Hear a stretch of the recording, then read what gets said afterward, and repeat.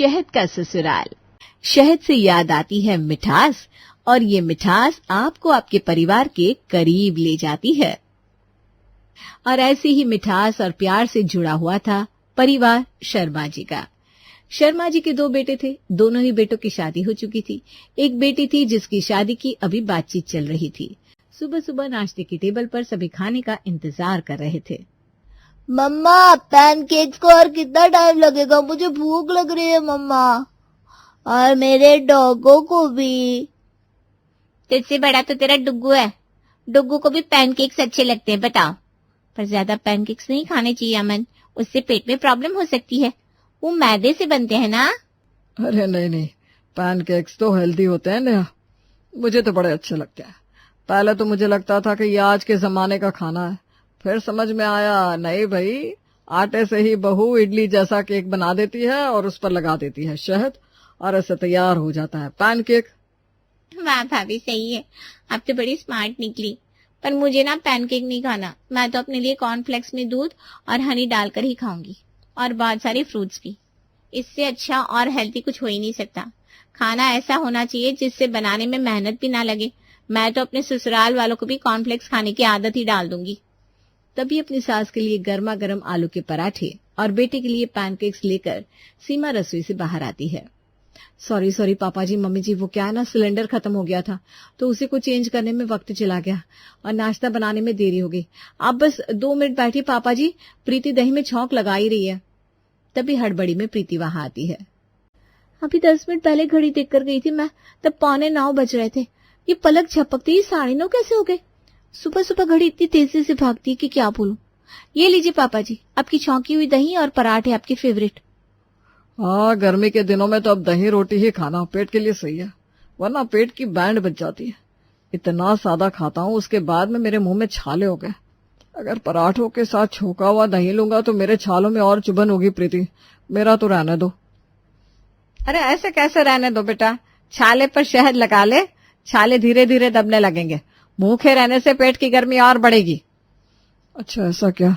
फिर एक काम करो प्रीति, तुम दही में शहद डालकर पराठे के साथ ले आओ, वही ठीक रहेगा ना मम्मी? देखकर आपको अंदाजा तो लग ही गया होगा कि शर्मा जी के परिवार में सभी हेल्दी खाना प्रेफर करते थे। खास करके खाने में शहद का इस्तेमाल तो होता ही था, क्योंकि आयुर्वेद में शहद को औषधि बताया गया है। कुछ इसी तरह शहद के आसपास ही घूमता था शर्मा परिवार का तीनों वक्त का खाना। कितने लकी है ना भाभी हम, जो हमें ऐसा घर मिला जहाँ खाने को लेकर ज्यादा किचकिच नहीं है। कोई मिर्च रोटी खा लेता है, कोई दही रोटी। दीदी भी अपना खाना हमेशा खुद ही बना लेती है। बाकी घरों में तो बहुओं पर रसोई का इतना प्रेशर रहता है, एक वक्त में 3-3, 4-4 सब्जियां बनानी पड़ती है। खुद के लिए वक्त भी नहीं मिल पाता होगा उन्हें। बाकियों ने चैन दिया तो मेरा बेटा पैदा हो गया चैन छीनने के लिए। अरे कुछ खाता ही कहाँ ये, कितनी वैरायटी बना कर दूं इसे बार बार। तो कुछ ऐसा बताना जो हेल्दी भी हो और बच्चों को पसंद भी आए। सॉल्टेड हनी कस्टर्ड, स्वादिष्ट भी रहेगा और पौष्टिक भी। शरीर में शहद जाता रहेगा ना भाभी, तो इम्यूनिटी बढ़ी रहेगी, वरना जैसा मौसम हुआ पड़ा है बच्चों को तो तुरंत बुखार हो जाए। ठीक है, फिर दोपहर में अमन के लिए यही बना लेती हूँ। बाकी रोजमर्रा का खाना घर की दोनों बहू दोपहर का खाना टेबल पर लगाती है कि वो हो जाता है जिनकी वो बात कर रहे थे, पर अमन के साथ नहीं, उनके ससुर के साथ। खांसते खांसते सूरज अपने कमरे से बाहर आता है। अरे क्या हुआ जी, सुबह तक तो आप ठीक थे, कुछ अटक गया है क्या? गले में पानी दो? नहीं ममता जी, मुझे रात से ही लग रहा था कि तबीयत बिगड़ेगी मेरी। गले में खराश सी महसूस हो रही थी, और देखिए दोपहर होते होते लग गई सर्दी। ऐसे कैसे हो रहा है पापा जी? हम तो घर पर इतना सादा खाना खाते हैं, इतना हेल्दी खाना खाते हैं, उसके बाद भी कोई ना कोई बीमार ही रहता है। मुझे तो लगता है किसी की नजर लग गई है। आप सब खाने की टेबल पर बैठिए, मैं सबकी नजर उतार देती हूँ। सभी खाने पर बैठे हुए थे कि दरवाजे पर होती है दस्तक। भैया, भाभी घर पर हो कि मायके निकल ली? करण बेटा। अरे लता, तो आजा सही वक्त पर आइए, खाने बैठ जा। मेरा सामान बाहर पड़ा हुआ है भैया, मंगवा लीजिए, वरना जैसे आपके मोहल्ले वाले हैं 1-2 थैली तो पार हो ही जाएगी। सोने से भी कीमती सामान है मेरी थैलियों में। पापा जी, आपकी तबीयत पहले ही ठीक नहीं है, आप बैठिए, मैं जाकर बुआ जी का बैग अंदर लेकर आती हूँ। मेरा मतलब है थैली अंदर ले आती हूँ। सभी को खाता देख लता वहीं पास में सोफे पर बैठ जाती है। वही ना दीदी, बहू अभी नजर ही उतार रही थी। राम जाने किसकी नजर लगी है। हम तो खाने में इतना अदरक, शहद और नींबू का इस्तेमाल करते हैं, उसके बाद भी पता नहीं कैसे सबकी इम्यूनिटी इतनी कमजोर हो गई है। शहद खाने के बाद ये हाल होना तो मुमकिन नहीं है भाभी। मैं नहीं मानती। कौन सा शहद इस्तेमाल करती हो आप? अच्छा, ये वाला जो सामने टेबल पर रखा हुआ है? अरे भाभी, इसे खाओगे तो बीमार ही पड़ोगे ना। ये नकली शहद है। चीनी की मिश्री बना देते हैं और अपने ब्रांड का लेबल लगा देते हैं। असली शहद को चेक करने का तरीका होता है, मैं दिखाती हूँ, चलिए मेरे साथ। रसोई में पानी के गिलास में शहद की एक बूंद डालकर लता सभी को दिखाती है। देखिए, घुल गया ना पानी में। ये नकली है भाभी। असली शहद ऐसे ही घुल जाती है क्या? कई बार ऐसा होता होगा सर्दियों में कि आपकी शहद जम जाती होगी, है कि नहीं? हाँ बुआ जी, होता है, पर घी भी तो जम जाती है और नारियल तेल भी, इसलिए मुझे लगा ये प्योर हनी है। वही तो बात है, आजकल के बच्चों को ना कुछ पता ही नहीं है। मुझे लगा ही था ऐसा ही कुछ होगा, इसीलिए मैं अपने साथ लेकर आई हूँ प्योर हनी। 500 किलोमीटर दूर से बी कीपर से डायरेक्ट ऑर्गेनिक हनी मंगवाती हूँ मैं। हाँ, महंगा जरूर पड़ जाता है, पर शरीर को भी तो बचाता है। एक बार डॉक्टर के पास जाने से जो लंबा लिफाफा मिलता है, उससे अच्छा जरा पैसे हनी पर ही खर्च कर लो भाई।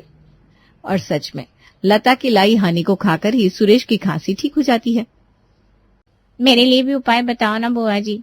ये देखो, लड़के वाले आने वाले हैं और मेरे गालों पर इतने पिंपल्स हो रखे हैं। प्योर शहद लेकर आई हूं ना मैं, गालों पर लगा ले बेटा। चेहरा अगर बुलबुल जैसा चमकने ना लगे तो मेरा नाम लता नहीं।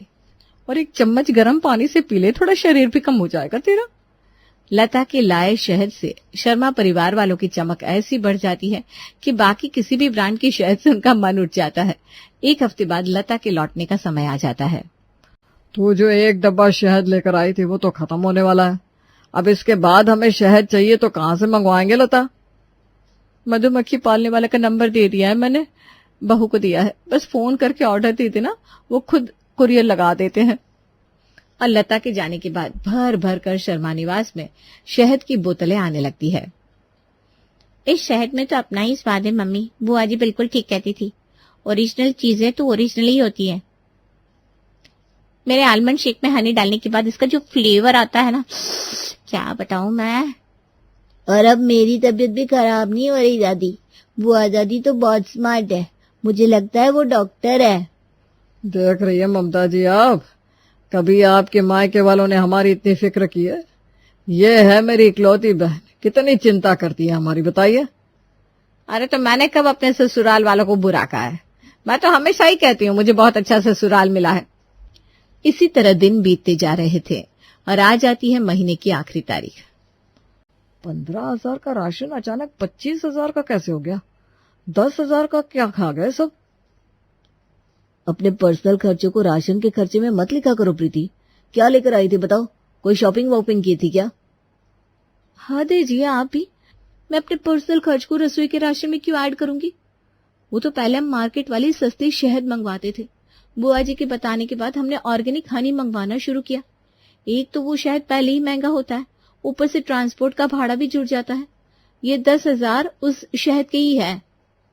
10,000 शहद की? ये तो बहुत ज्यादा हो गया। वैसे मम्मी, मुझे याद आ रहा है कि एक बार हम नानी घर गए थे और वहां तुम शहद की सीसी लेकर आई थी। कहाँ गई वो शहद की सीसी?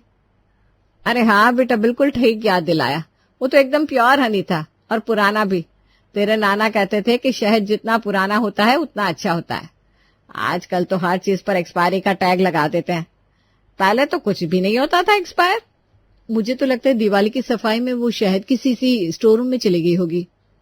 ठीक है, फिर भाभी देख लेते हैं ना, अगर वहां मिल गई तो फिर से मंगवानी नहीं पड़ेगी। सीसी क्या, 5 किलो का डिब्बा था। स्टोर रूम जा रही हो ना बहू, तो उस तरफ की बालकनी को भी जरा साफ कर देना। कितने दिनों से बालकनी साफ नहीं हुई।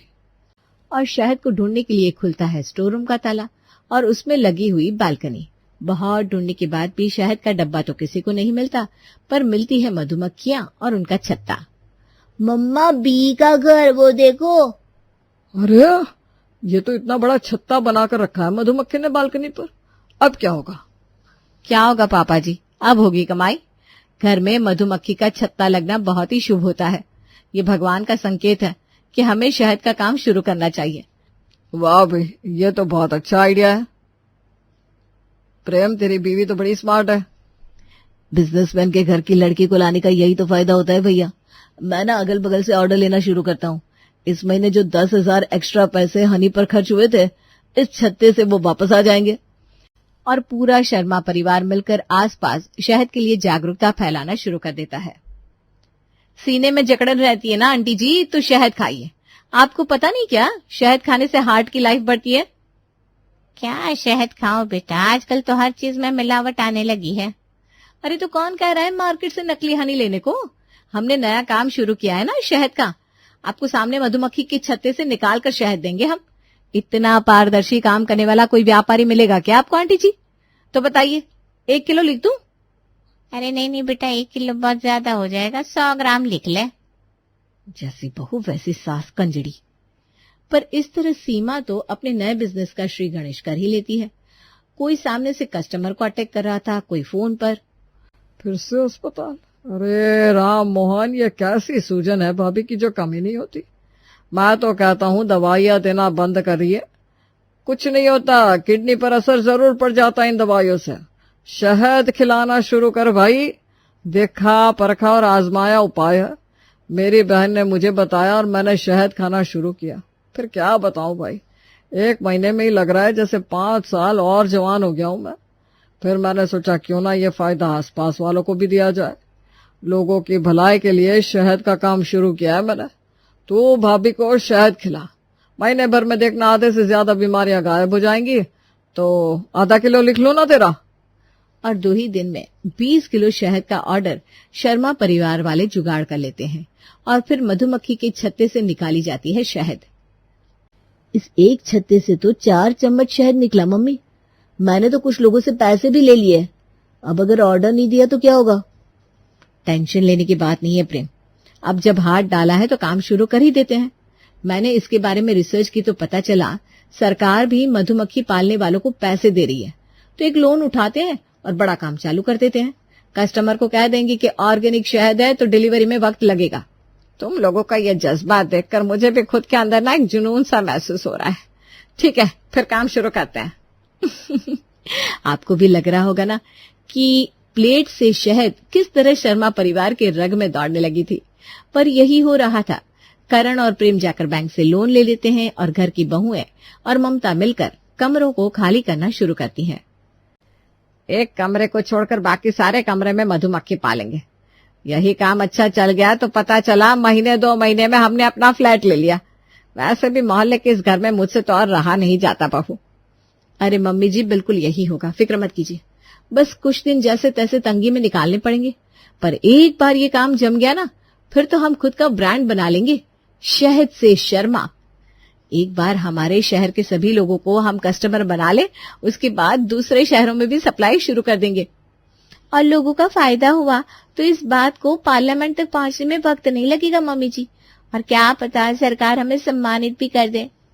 अपनी बहू की बातें सुनते ही ममता का सीना तो ऐसे चौड़ा हो रहा था मानो उसे अभी ही सम्मानित किया जा रहा हो। और पता है दादी, मैंने पढ़ा है हनीकॉम्ब से मोम भी बनती है। ये लो, लक्ष्मी तो बरसने के लिए तैयार बैठी है। सारे कमरों की खिड़कियां खोल दो बेटा। मधुमक्खियों को अच्छे से हवा मिलनी चाहिए और आसपास पानी भी भरकर रख देते हैं। मैंने पढ़ा है कि जहां मधुमक्खी हो वहां पानी का स्रोत होना चाहिए। सभी ने सब कुछ पढ़ लिया था सिवाय इस बात के कि मधुमक्खी पालने के लिए अच्छी ट्रेनिंग भी जरूरी है और बिना किसी ट्रेनिंग के शर्मा परिवार के लोग मधुमक्खी पालन शुरू कर देते हैं। मैं अपना बिस्तर हॉल में लगा रहा हूँ मम्मी, मैं हॉल में सो जाऊंगा। आप और पापा आराम से अपने कमरे में सोइए। अरे नहीं नहीं बेटा, बिजनेस सबकी है, कॉम्प्रोमाइज सभी करेंगे। एक दिन एक जोड़ा कमरे में सोएगा तो दूसरे दिन दूसरा। हमारे परिवार की ये एकजुटता मेरा दिल जीत लेती है। हॉल में ही गद्दे लगाकर सब सो जाते हैं। 10 दिन बाद सुषमा ममता के घर आती है और दरवाजा खटखटाती है। मुंह पर कपड़ा बांधे सुरेश जी दरवाजा खोलते हैं। लगता है काम अच्छा चल गया जो नौकर रख लिया भैया ने। सुरेश भैया, ममता भाभी कहाँ है? हैं? मुझे शहद लेनी है। मैं ही तो हूँ भाभी। अरे कौन बहुरूपिया है रे तू? और मेरे पड़ोसियों की आवाज में कैसे बोल रहा है? अरे मैं बहुरूपिया नहीं हूँ भाभी, मेरे चेहरे पर मधुमक्खियों ने काट लिया है। क्या?